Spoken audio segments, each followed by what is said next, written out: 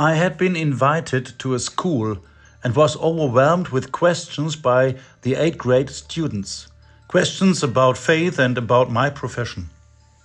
One of them asked, "What is the hardest part of your job?" I don't think you can answer that with one sentence. But what I find difficult, and I told the students this, is that the messenger must always step back behind the message. That means it's usually not about building personal connections or maintaining relationships. It's about telling people about Jesus and making him, let's say gentle, childlike and approachable. The goal is that they come to trust this man from Nazareth and shape their lives with him. That is my task, nothing more. This is illustrated again in the Daily Impulse. In the story Luke tells us, it's about a man who traveled to Israel to learn about a religion and a God unfamiliar to him.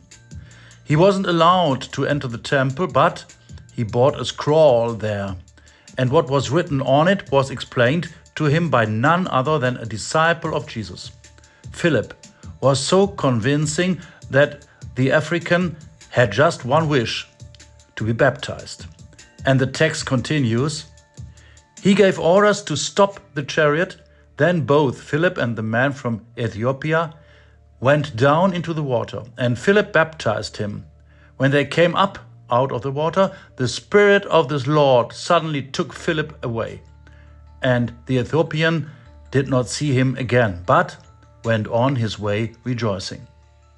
Once Philip had fulfilled his mission, he was gone again. Interestingly, it was God who took him away. Whether Philip would have liked to stay with the man is not important. God needed him somewhere else, and so that moment and encounter came to an end. It's the same in my profession. Even if it's sometimes hard to accept, the messenger always steps behind the message and moves on to new tasks.